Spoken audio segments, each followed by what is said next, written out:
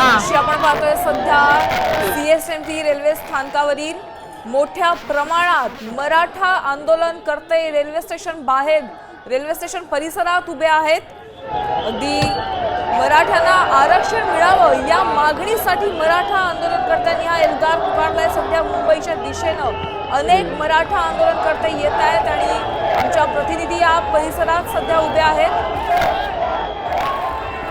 त्यांच्याकडनं आपण सर्व माहिती जाणून घेणार आहोत। या दृश्यांच्या माध्यमातून पाहतोय कशा पद्धतीने अगदी रेल्वे स्टेशन असेल, BMC परिसर असेल किंवा आझाद मैदान असेल, या सगळ्याच परिसरात अगदी काना कोपऱ्यापर्यंत मराठी स्थानकांवर मोठ्या प्रमाणामध्ये आंदोलकांनी गेलेले आहेत। पाऊस आहे।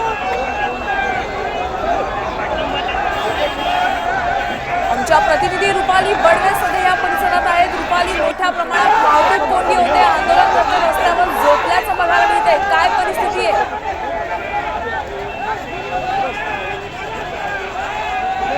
मी सध्या पालिकेच्या मुख्य चौकामध्ये आहे आणि आपण माझ्या मागे जर पाहिलं या ठिकाणी तर मोठ्या संख्येने इथे मराठा समाजातील बांधव खरं तर या ठिकाणी जमलेले आहेत आणि आपण पाहत आहोत की या ठिकाणी एक मोठी वाहतूक कोंडी झालेली आहे। फोर्ट परिसरातून जे उड्डाण पुलाकडे जाणारा जो रस्ता आहे तो प्रामुख्याने खरं तर बंद आहे। या ठिकाणी आपण जर बघितलं सगळे मराठा बांधव जे आहेत ते रस्त्यामध्येच थांबलेले आहेत आणि त्याच्यामुळे पोलिसांची देखील एक मोठी कसरत सध्या सुरू असल्याचं चित्र आपल्याला पाहायला मिळत आहे। पोलीस जे आहेत ते गाड्यांना वाट मोकळी करून देण्याचा प्रयत्न या माध्यमातून करत आहेत।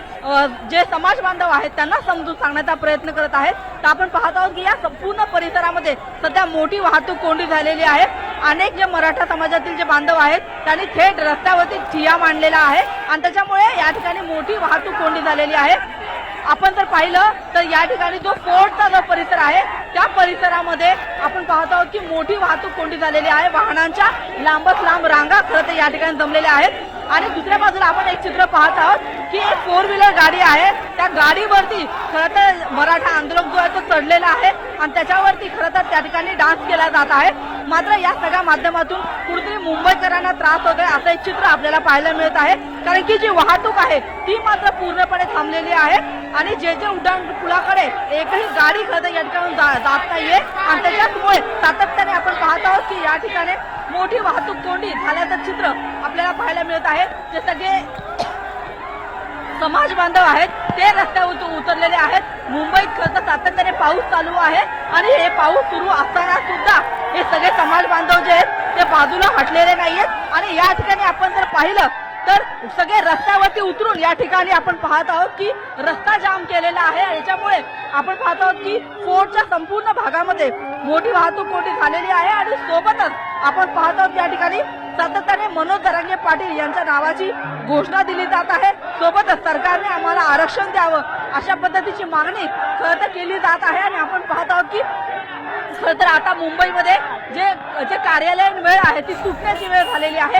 त्याच्यामुळे जेव्हा ऑफिसमधले कर्मचारी बाहेर पडतील तेव्हा मुंबईमध्ये नक्की काय परिस्थिती निर्माण होते हे पाहणं अतिशय महत्त्वाचं आहे। पोलिसांसाठी हे एक मोठं आव्हान असणार आहे की मुंबईकरांना घरी जाणं सोपं व्हावं, त्यांना रस्ता मिळावा, यासाठी आता मुंबई पोलीस काय करतात हे पाहणं अतिशय महत्त्वाचं आहे। आता isakal.com आहे देशातील नंबर 1 ची मराठी न्यूज वेबसाईट। प्रत्येक अपडेटसाठी isakal.com ला नक्की भेट द्या।